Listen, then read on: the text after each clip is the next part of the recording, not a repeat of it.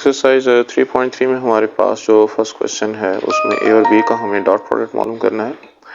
तो dot product में हम आई के क्वेश्चन को आई के क्वेश्चन के साथ, जे के क्वेश्चन को जे के क्वेश्चन के साथ, के क्वेश्चन को के क्वेश्चन के साथ मल्टीप्लाई करते हैं और आंसर हमारे एक स्केलर वैल्यू होता है।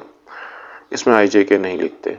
तो आई का क्वेश्चन 3 यहाँ पे आई के क्वेश्चन 1 के साथ मल्टीप्लाई होगा।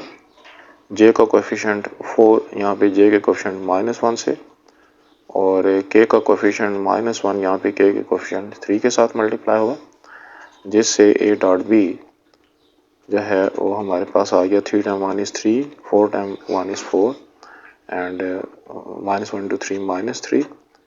तो आंसर इसके साथ हमारे पास -4 आ गया। इसी तरीके से अगर हमने a माइनस बी, इसमें सारे पार्ट इसी तरह के हैं, मैं इसमें फिफ्थ पार्ट कर रहा हूँ जो लास्ट पार्ट है। अगर हम a माइनस बी को c के साथ डॉट प्रोडक्ट लेना चाहते हैं तो इसमें सबसे पहले मुझे a माइनस बी मालूम करना है। सो 3i minus 3i plus 4j minus के में से अगर मैं b माइनस कर लूँ तो i minus j plus 3k excuse me, इससे वैल्यू आएगी 3i प्लस 4j माइनस के minus i plus j minus 3k। So 3i को i के साथ अगर मैं सिंप्लीफाई करूँ तो 2i, 4j को j के साथ तो 5j, और माइनस k को माइनस 3k के साथ अगर मैं प्रोसेस करूँ तो -4k। अब इस a माइनस बी का जो है मैंने c के साथ डॉट प्रोडक्ट लेना है और c की वैल्यू है मेरे पास 2i प्लस j और -5k। So a minus b dot c, तो इनको अगर हम डॉट प्रोडक्ट ले लें,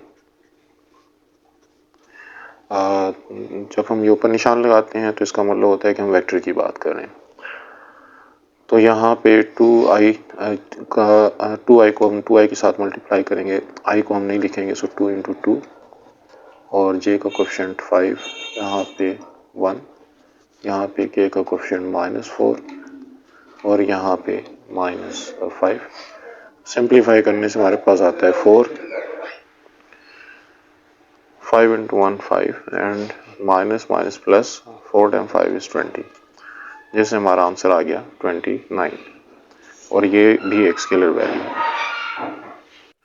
क्वेश्चन नंबर 2 में है हमारे पास ए और बी के का जो सम हमारे पास आएगा, के सम से जो वेक्टर आएगा उसका यूनिट वेक्टर हमने मालूम करना है। सबसे पहले हम ए और बी को आपस में प्लस कर लेते हैं। तो 2i plus 2i 4i, 2j and 2j 1j is equal to 3j, -5k and -7k -12k। अब इस वेक्टर का यूनिट वेक्टर मालूम करने के लिए मुझे इस वेक्टर को इसके मैग्नीट्यूड पर डिवाइड करना पड़ेगा। तो अगर मैं इसका मैग्नीट्यूड मालूम करता हूँ तो i का कोएफिशिएंट 4 उसका स्क्वायर, j का कोएफिशिएंट 3 उसका स्क्वायर, k का कोएफिशिएंट -12 उसका स्क्वायर। इसकी सिंप्लीफिकेशन से हमारे पास आता है 4 का स्क्वायर 16, 3 का स्क्वायर 9 और इससे 144। इन सब को अगर हम ऐड कर लें तो 9 प्लस 4 हमारे पास 13, 13 प्लस 6 19, और 4 प्लस 1 5, 5 प्लस 1 6, 169। सो 169 को अगर हम इसके रूट लेते हैं तो हमारे पास 13 आता है। इस वैल्यू को अगर मैं a प्लस बी के वेक्टर पे डिवाइड कर लूँ 13 पे, तो मेरे पास यूनिट वेक्टर आ जाएगा, यानी कि a प्लस बी, और यूनिट वेक्टर को हम आमतौर पर कैप से जाहिर करते हैं। तो a प्लस बी को उसके मैग्नीट्यूड पर हम डिवाइड कर रहे हैं। इससे बनेगा 4i plus 3j minus 12k divided by 13। इसमें एक स्टेप और कर लेते हैं कि 13 को सब पे डिवाइड कर दे, 4/13i plus 3/13j minus 12/13k। तो ये हमारा यूनिट वेक्टर आ गया ए बी वेक्टर के डायरेक्शन। क्वेश्चन नंबर 3 में हमारे पास है find the angle between these two vectors. तो जो अगर पहले वेक्टर को हम ए सपोज कर लें और दूसरे वेक्टर को हम बी सपोज कर लें तो इनके दरमियान एंगल मालूम करने के लिए हमारे पास तरीका यह है कि cos थीटा जो है वो a dot b over a magnitude into b magnitude इसके बराबर होता है।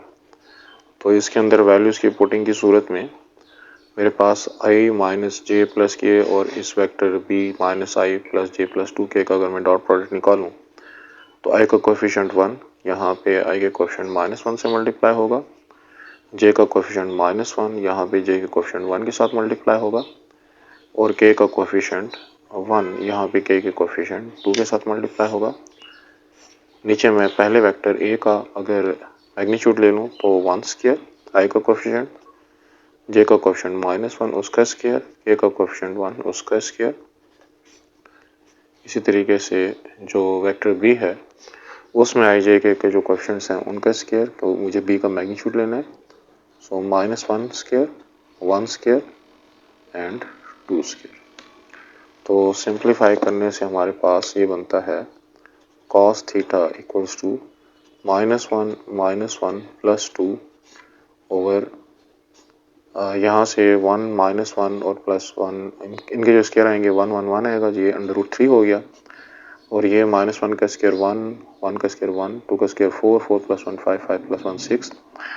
लेकिन हमारे पास जो ऊपर जीरो -1 और -1 -2 और प्लस 2 से 0 आएगा तो नीचे की वैल्यू भी अब उसको लिखने की जरूरत नहीं है। तो थीटा की वैल्यू लेने के लिए हमें cos इनवर्स ऑफ 0 करना पड़ेगा और cos ऑफ इनवर्स ऑफ 0 जो है वो हमारे पास 90 डिग्री आता है। इसी तरीके से इसके बाकी पार्ट्स भी मालूम किए जा सकते हैं कि हम राइट साइड को सॉल्व करें और फिर थीटा की वैल्यू निकालने के लिए जो हमारा आंसर है उसका cos इनवर्स ले लें। क्वेश्चन नंबर 4 में है हमारे पास हमें शो करना है कि ये जो वेक्टर है i प्लस 7 प्लस 3 के ये इस वेक्टर के दूसरा जो वेक्टर हमको गिवन है उसके परपेंडिकुलर है। एक और वेक्टर भी गिवन है जिसके परपेंडिकुलर इसको प्रूव करना है, लेकिन दोनों का मेथड एक ही है। तो अगर हम इन दोनों का डॉट प्रोडक्ट निकालें और डॉट प्रोडक्ट 0 आ जाए, यानी कि अगर a डॉट b 0 के बराबर आए तो a जो है वो b के परपेंडिकुलर होगा। तो हम इस हिसाब से a डॉट b यानी कि अगर पहला वेक्टर a और दूसरा वेक्टर b है तो अगर हम उनका डॉट प्रोडक्ट निकालें तो i को कोफिशिएंट 1, यहाँ पे i को कोफिशिएंट 1 के साथ में मल्टीप्लाई करता हूँ। इस तरीके से j का कोफिशिएंट 7, यहाँ पे j के कोफिशिएंट -1 के साथ में मल्टीप्लाई करता हूँ। फिर जो k का कोफिशिएंट है 3, यहाँ पे k के कोफिशिएंट 2 के साथ में मल्टीप्लाई करता हूँ। इनको सिंप्लीफाई करने से मेरे पास बनेगा 1 -7 एंड 3 and 2 is 6 जो कि वाकई 0 आ रहा है। तो therefore a is perpendicular to b। तो जब भी हमारे पास दो वेक्टर्स का डॉट प्रोडक्ट 0 आए इसका मतलब ये है कि दोनों वेक्टर एक दूसरे के परपेंडिकुलर हैं। क्वेश्चन नंबर 5 में हमारे पास दो वेक्टर हमको गिवन है a और b और हमें ये कहा गया है कि वो वेक्टर मालूम करें जो कि a और b दोनों को ऑर्थोगोनल हो, यानी 90 डिग्री का एंगल बना रहा हो। तो अगर मैं a और b का क्रॉस प्रोडक्ट मालूम करूं तो मेरे पास जो वेक्टर आएगा वो इन दोनों जो रिजल्टेंट वेक्टर होगा वो इन दोनों के साथ 90 डिग्री का एंगल बना रहा होगा, इनके प्लेन के साथ 90 का एंगल बना रहा होगा। तो वो अगर मैं a और b का क्रॉस प्रोडक्ट मालूम करूं तो पहली लाइन में मुझे i j k लिखने हैं, दूसरी लाइन में मुझे पहले वेक्टर के जो i j k के कोफिशिएंट्स हैं वो लिखना है 1 2 1। तीसरी लाइन में मुझको जो दूसरा वेक्टर है उसके i j k के कोफिशिएंट्स लिखने हैं 2 1 एंड -1। अब अगर मैं इसको सिंप्लीफाई करता हूँ expanding by the first row तो i को लिख के इसका रो कॉलम छोड़ देना है तो 2 1 1 और -1 बचता है। 2 इंटू -1 -2, 1 इंटू 1 1, साइन चेंज कर देंगे। फिर j का साइन चेंज करके लिखेंगे सो -j, इसका रो कॉलम छोड़ दें तो 1 1 2 -1, 1 इंटू -1 -1, 2 इंटू 1 2, साइन चेंज कर देंगे। उसके बाद k, इसका रो कॉलम छोड़ दें तो 1 2 2 1 बचता है, 1 इंटू 1 1, 2 2s are 4। तो इससे हमारे पास रिक्वायर्ड वेक्टर आया -3i और minus minus plus plus 3j and 1 minus 4 minus 3k। तो ये वो वेक्टर है जो कि ए और बी दोनों को परपेंडिकुलर है या ऑर्थोगोनल है। 3.4 में हमारे पास क्वेश्चन नंबर 3.3 में हमारे पास क्वेश्चन 6 है कि हमको a plus m b vector इस तरीके से मालूम करने के वो वेक्टर a को और पार्ट बी में वेक्टर b को परपेंडिकुलर हो। तो सबसे पहले तो मैं a प्लस एम बी की वैल्यू मालूम कर लेता हूँ। m हमारे पास एक स्केलर वैल्यू है, वो कोई भी नंबर हो सकता है 1 2 3 4, जिसकी वैल्यू हम मालूम करने की कोशिश करेंगे। तो यहाँ पे a की वैल्यू जब मैं लगाऊँ i plus 3j minus 4k plus m, और m के जो वैल्यू है यहाँ पे चूंकि जगह कम थी तो मैं इसको नीचे लिख रहा हूँ एक्सक्यूज मी। तो यहाँ पे हमारे पास आएगा 2i minus 3j plus 5k। अब मैं यहाँ पे a प्लस एम बी के हिसाब से जब i के कोएफिशिएंट्स इकट्ठा करता हूँ तो यहाँ पे आएगा कोएफिशिएंट 1 और यहाँ पे आएगा कोएफिशिएंट 2m, यहाँ पे j का कोएफिशिएंट 3 और यहाँ पे m जब -3 से मल्टीप्लाई होगा तो -3m, और इसी तरह से अगर k के कोएफिशिएंट इकट्ठा करता हूँ तो यहाँ पे k का कोएफिशिएंट -4 और यहाँ पे k का कोएफिशिएंट हो जाएगा m इंटू 5m। अब a प्लस एम बी को जब मैं a के साथ डॉट प्रोडक्ट लेता हूँ जिसकी वैल्यू है मेरे पास i plus 3j minus 4k, तो मेरा डॉट प्रोडक्ट जो वो 0 आना चाहिए, क्योंकि हमने m की वैल्यू इस तरीके से मालूम करनी है कि ये दोनों vector a plus m b और a, इनका डॉट प्रोडक्ट हमारे पास 0 आएगा तो ये दोनों एक दूसरे को परपेंडिकुलर होंगे। अब उसका तरीका ये है कि i के कोएफिशिएंट को जो कि यहाँ पे है 1 प्लस 2m, उसको यहाँ पे i के कोएफिशिएंट 1 के साथ में मल्टीप्लाई करता हूँ। फिर यहाँ पे जो j का कोएफिशिएंट है 3 माइनस 3m, उसको मैं यहाँ पे j के कोएफिशिएंट जो 3 है उसके साथ मल्टीप्लाई करता हूँ।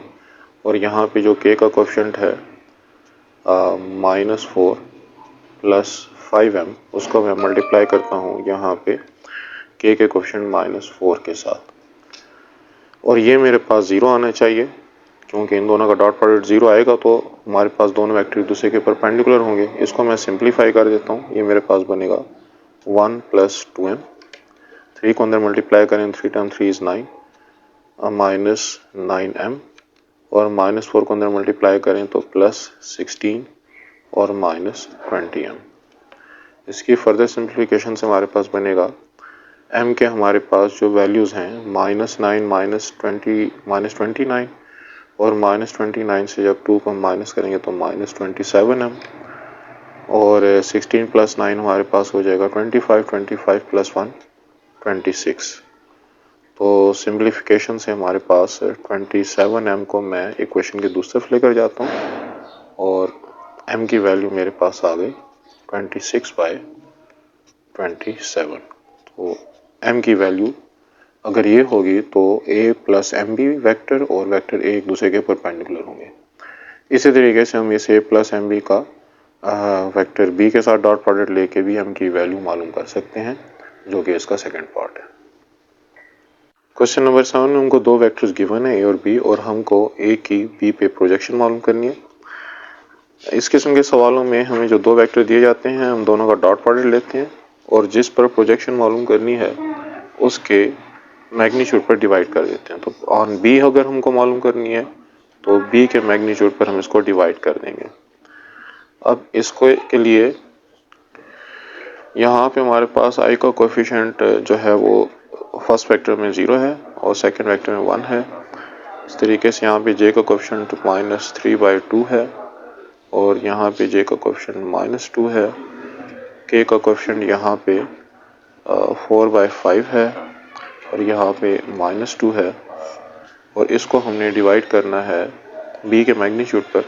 तो b का जो मैग्नीट्यूड है वो बनेगा i का कोएफिशिएंट 1 उसका स्क्वायर, j का कोएफिशिएंट -2 उसका स्क्वायर और k का कोएफिशिएंट अगेन -2 उसका स्क्वायर। सिंप्लीफाई करने से हमारे पास यहाँ पे ये 2 इस 2 को कैंसिल कर देगा, ये तो 0 ही रहेगा, और माइनस माइनस प्लस +3, और यहाँ से हमारे पास 4 टाइम 2 इज 8, 8/5 डिवाइडेड बाय 1 का स्क्वायर हमारे पास आ गया जी 1, -2 का स्क्वायर 4 और -2 का स्क्वायर 4। तो अगर मैं इसको 5 एलसीएम ले लूँ तो 5 टाइम 3 इज 15 -8 और नीचे हमारे पास 9 का स्क्वायर रूट 3। तो ये आता है 15 -8 से 7/5 डिवाइडेड बाय 3। तो नीचे वाले फ्रैक्शन 3 को अगर मैं ऊपर लेके जाऊं तो 3 ऊपर जाके 1/3 हो जाएगा, लिहाजा हमारा आंसर आ गया 7/5 टाइम 3 इज 15। क्वेश्चन नंबर 8 है हमारे पास कि ये वेक्टर जो है ये वाई एक्सिस के साथ जो एंगल बना रहा है उसका कोसाइन अगर हम मालूम करना चाहें तो हमारे पास चूँकि दो वेक्टर्स का जब हम कोसाइन मालूम करते हैं फार्मूला है a dot b over a magnitude and b magnitude. तो हमारे पास वेक्टर a जो है वो तो यही वेक्टर हो गया, यानी कि √2i plus j plus k, और वेक्टर b जो है वो चूँकि y एक्सिस हम ले रहे हैं तो y एक्सिस का जो हमारे पास जिस वेक्टर से हम उसको रिप्रेजेंट करेंगे वो यूनिट वेक्टर j है, क्योंकि i जो है वो unit vector along x axis, j unit vector along y axis और k जो है वो unit vector along z axis. तो इस वेक्टर को अगर मैं इन दोनों वेक्टर्स की वैल्यूज़ को अगर मैं ऊपर के फार्मूले में पुट करता हूँ तो cos थीटा की वैल्यू बन जाएगी। इन दोनों वेक्टर्स का जब मैं डॉट प्रोडक्ट लेता हूँ तो √2 को मैं दूसरे वेक्टर में चूँकि i नहीं है लिहाजा 0 से मल्टीप्लाई करूँगा। यहाँ पे j का कोफिशिएंट 1 है, यहाँ पे भी j का कोफिशिएंट 1 है, और पहले वेक्टर में k का कोफिशिएंट 1 और दूसरे वेक्टर में k नहीं है लिहाजा मैं उसको 0 के साथ मल्टीप्लाई करूँगा, डिवाइडेड बाय जो फर्स्ट वेक्टर है a उसका अगर मैं मैग्नीट्यूड लूँ तो √2 का स्क्वायर, उसके बाद j का कोफिशिएंट 1 उसका स्क्वायर, k का कोफिशिएंट उसका स्क्वायर। इसके बाद हमारे पास जो दूसरा वेक्टर है वेक्टर b जिसको कि हमने j के इक्वल लिया हुआ है y एक्सिस। तो इसमें हमारे पास जो i और k हैं उनके कोफिशिएंट तो 0 0 ही हैं, तो वो तो 0 स्क्वायर और j का कोफिशिएंट 1 स्क्वायर और k का कोफिशिएंट 0 स्क्वायर। लिहाजा इसकी सिंप्लीफिकेशन से हमारे पास बनता है cos थीटा इक्वल्स टू, ऊपर हमारे पास ये दोनों वैल्यू 0 हो गई, 1 रह गया, नीचे हमारे पास √2 का स्क्वायर 2, 2 प्लस 1 3, 3 प्लस 1 4, तो √4 और यहाँ पे 0 और 0 का स्क्वायर और 0 का स्क्वायर और 1, ये सारे मिलकर 1 हो गए। लिहाजा हमारे पास √4 का स्क्वायर रूट चाहे वो 2 आ गया 1 का √1 होता है, जो कि लिखने की ज़रूरत नहीं है। और हमें चूँकि कोसाइन ही मालूम करना था इन दोनों वेक्टर्स के बीच में जो एंगल बन रहा है वो हमने मालूम कर लिया। अगर थीटा मालूम करना हो तो हम cos को इधर लेकर आते, cos इनवर्स 1/2 लेते जो कि 60 डिग्री आता है। तो बस क्वेश्चन की रिक्वायरमेंट चूँकि इतनी है तो cos थीटा की वैल्यू 1/2। क्वेश्चन नंबर 9 है, हमें वेक्टर f जो फोर्स वेक्टर है वो गिवन है और डिस्प्लेसमेंट वेक्टर s वो हमको गिवन है। हमें वर्क डन मालूम करना है। वर्क डन जो होता है वो स्केलर वैल्यू होती है और स्केलर वैल्यू इन दोनों फोर्स और डिस्प्लेसमेंट के डॉट प्रोडक्ट से हमारे पास आती है। तो अगर मुझे वर्क मालूम करना है तो मैं इन दोनों का डॉट प्रोडक्ट लेता हूँ। आई का कोफिशिएंट 2, यहाँ पे आई के कोफिशिएंट 2 के साथ मल्टीप्लाई हुआ, जे का कोफिशिएंट 3, यहाँ पे जे के कोफिशिएंट 1 के साथ मल्टीप्लाई हुआ, के का कोफिशिएंट 1, यहाँ पे के कोफिशिएंट -1 से मल्टीप्लाई हुआ, जिससे मेरे पास वर्क डन आ गया 2 time 2 is 4 plus 3 and -1। So 4 time 3 is 7, 7 -1 6 units जो है वो हमारे पास वर्क डन आ गया। क्वेश्चन 10 है हमारे पास, हमें वर्क डन मालूम करना है एक्सक्यूज मी। ये फोर्स जो है डिस्प्लेस कर रही है एक ऑब्जेक्ट को from point A to point B. तो हमारे पास जो वर्क डन होगा वो डॉट प्रोडक्ट होगा फोर्स F और जो वेक्टर ए बी होगा। तो अगर मैं पहले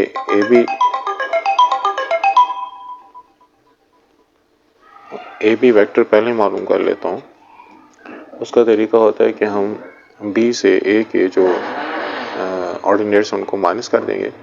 सो 5 -2 0 -1 3 -2, जिससे मेरे पास वेक्टर ए बी आ गया 5 - -+7 0 -1 एंड 3 -2 से हमारे पास आंसर है 1।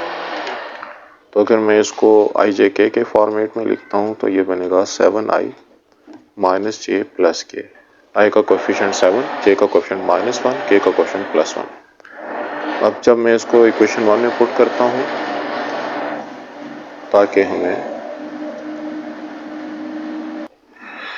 अब अगर हम वर्क डन मालूम करना चाह रहे हैं तो इसको इक्वेशन 1 के अंदर पुट करना पड़ेगा और वो हमारे पास फोर्स F जो था जो कि चलो उसको दोबारा लिख लेते हैं। हमारे पास 2i + 3j + k और इसका हमने डॉट प्रोडक्ट मालूम करना है 7i - j + k के साथ।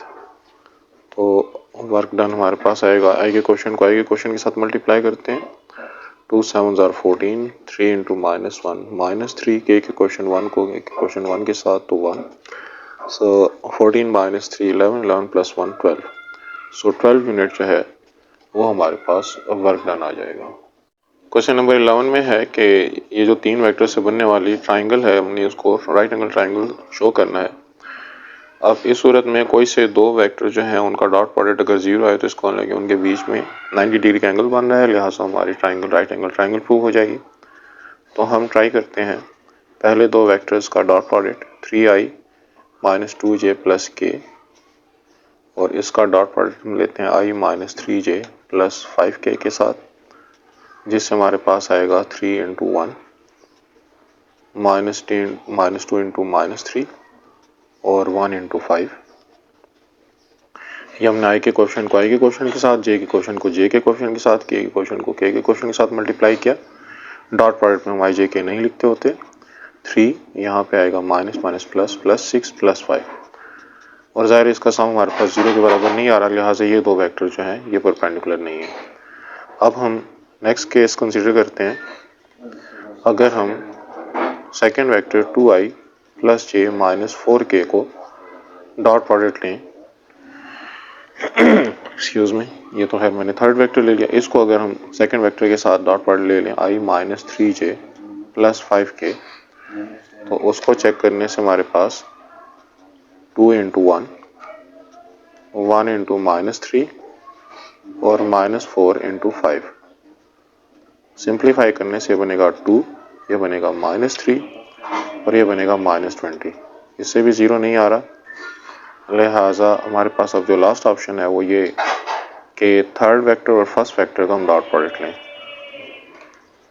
तो अगर मैं 3i - 2j + k का डॉट प्रोडक्ट लूँ, जो कि हमारे पास थर्ड वेक्टर है 2i + j - 4k, तो ये बनेगा 3 × 2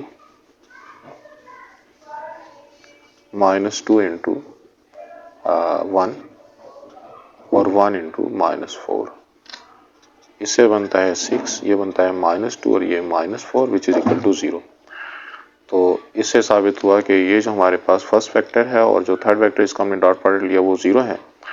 तो प्रूव हो गया कि जो गिवन ट्राइंगल है वो एक राइट एंगल ट्राइंगल है।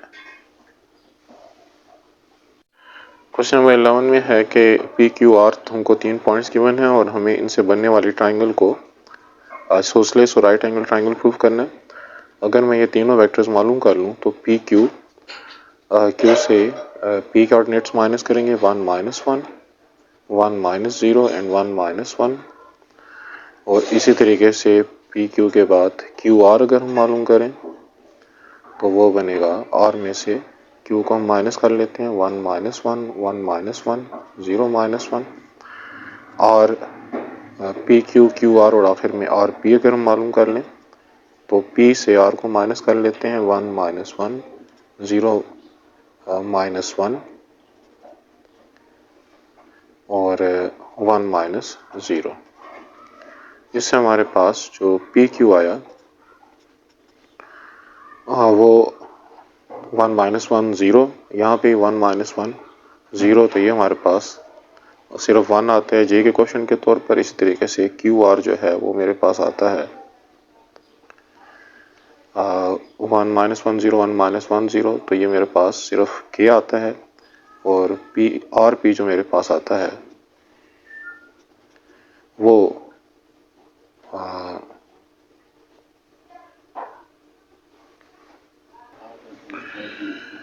यहाँ से 0 आ गया और वो 0 -1 से -1 -j और 1 -0 से +k।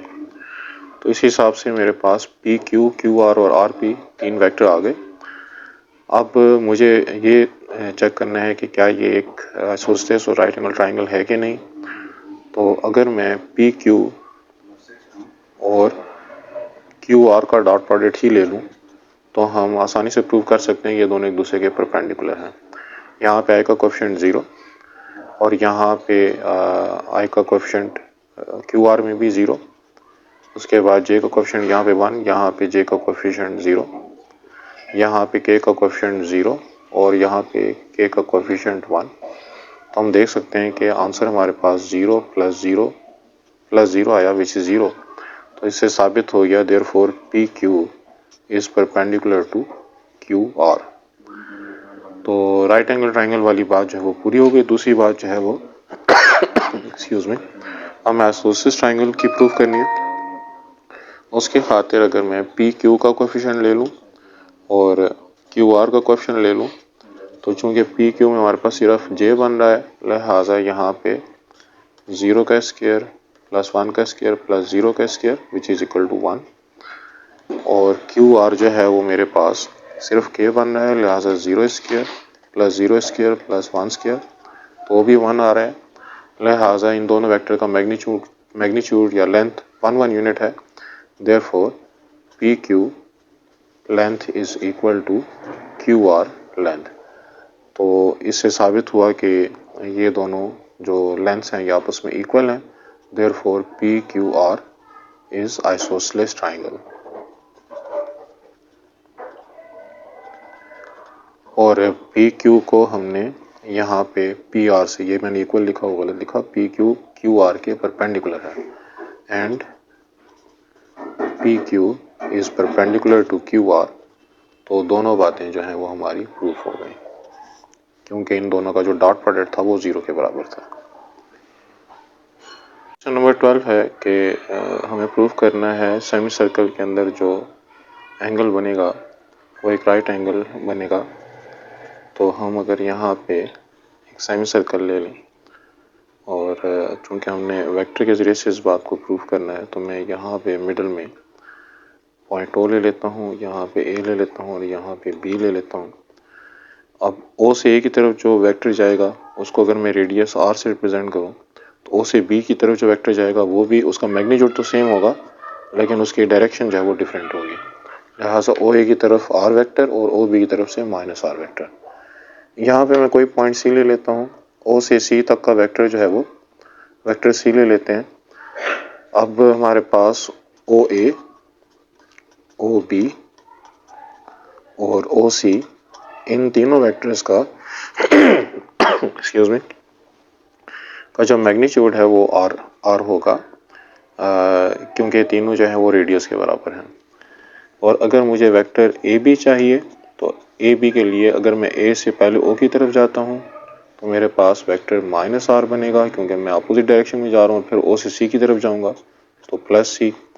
और अगर मैं बी सी वेक्टर मालूम करना चाह रहा हूँ तो पहले मैं बी से ओ की तरफ जाऊँगा, सो -r का अपोजिट +r और फिर ओ से सी की तरफ, सो c।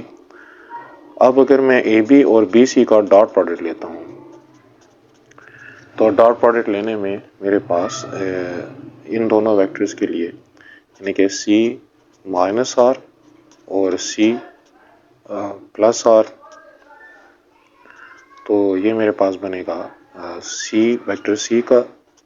वेक्टर का जो है उसका स्क्वायर, उसका मैग्नीट्यूड का स्क्वायर और यहाँ पे r वेक्टर उसका हमारे पास स्क्वायर क्योंकि सी आर जो है वो हमारे पास a - b a + b के फार्मूले से हम इसको a² - b स्क्वायर लिख सकते हैं। ये मेरे पास चूँकि c स्क्वायर आया और ये मेरे पास r स्क्वायर आया और c और r का हमारे पास चूँकि मैग्नीट्यूड सेम है तो मैं यहाँ पे c स्क्वायर की बजाय r स्क्वायर लिख सकता हूँ। लिहाजा r स्क्वायर -r स्क्वायर मेरे पास 0 के बराबर आ गया। Therefore AB is perpendicular to BC। और हमें यही साबित करना था कि सेमी सर्कल के अंदर जो हमारे पास एंगल बनता है वो 90 डिग्री का बनता है। क्वेश्चन नंबर 13 में है कि हमें प्रूफ करना है perpendicular bisector of a triangle और कॉन्करेंट। तो अगर हमारे पास ये एक ट्राइंगल है और ये ए बी सी इसके वर्टिसेस हैं और हम सपोज करते हैं कि इनका जो पोजीशन वेक्टर है, position vector of A that is small a, position vector of b that is small b, and position vector of c that is small c। Position vector वो वेक्टर होता है जो कि ऑरिजिन से start हो और उस पॉइंट तक पहुंचे। Excuse me. इसके मुताबिक अब अगर मुझे ए बी साइड चाहिए तो वो वेक्टर बी माइनस ए के बराबर होगी। इस तरीके से अगर बी सी साइड चाहिए तो वेक्टर सी माइनस ए के बराबर होगी, और अगर साइड सी ए चाहिए तो वो ए माइनस सी के बराबर होगी। परपेंडिकुलर बाइसेक्टर जो है वो ए सी और ए बी वगैरह के मिड पॉइंट से गुजरेगा और इसके साथ जो है वो 90 डिग्री का एंगल भी बनाएगा। तो अगर यहाँ से M1 और यहाँ पे M2 पॉइंट से ये दो परपेंडिकुलर बाइसेक्टर गुजर रहे हैं तो हमने प्रूव करने के तीसरा परपेंडिकुलर बाइसेक्टर जो है, अगर फर्ज करें इन दोनों का कॉमन पॉइंट वही हमारा ओरिजिन O है या पॉइंट O हम सपोज करते हैं, तो तीसरा परपेंडिकुलर बाइसेक्टर भी यहाँ से पास हो रहा है। तो मैं position vector of perpendicular bisector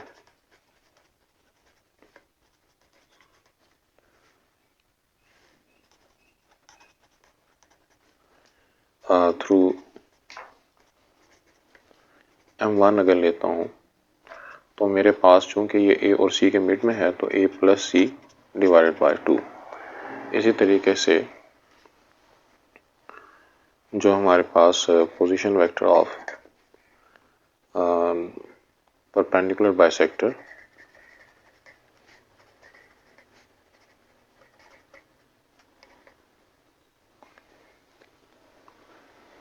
बल्कि इनको पोजीशन वेक्टर नहीं कहना चाहिए क्योंकि तो हम ऑलरेडी वेक्टर्स की बात कर रहे हैं। तो परपेंडिकुलर बाइसेक्टर थ्रू M2 जो कि हमारे पास दूसरा मिड पॉइंट है A और B का, उससे अगर हम वेक्टर को गुजारें तो वो बनेगा A plus B divided by 2। तो इसको हम जो है वो OM1 कह देते हैं और इसको हम OM2 कह देते हैं। अब चूंकि AB परपेंडिकुलर है OM2 के और इस तरीके से AC परपेंडिकुलर है OM1 के, तो यहाँ पे हमारे पास जो AB का हमारे पास पोजीशन वेक्टर है B माइनस A, इसका OM2 के साथ जो डॉट प्रोडक्ट है यानी कि A plus B divide by 2 इससे 0 आना चाहिए।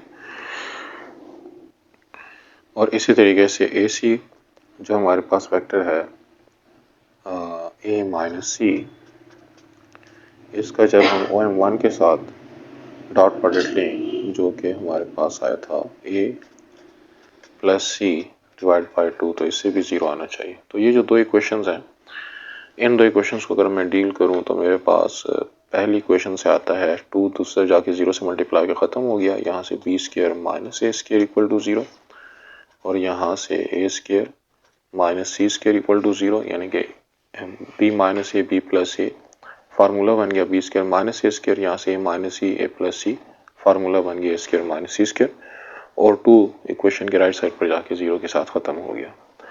इक्वेशन 1 और 2 को अगर मैं ऐड करूं, एडिंग 1 एंड 2, तो मेरे पास B square minus A square और माइनस सी स्क्र इससे आता है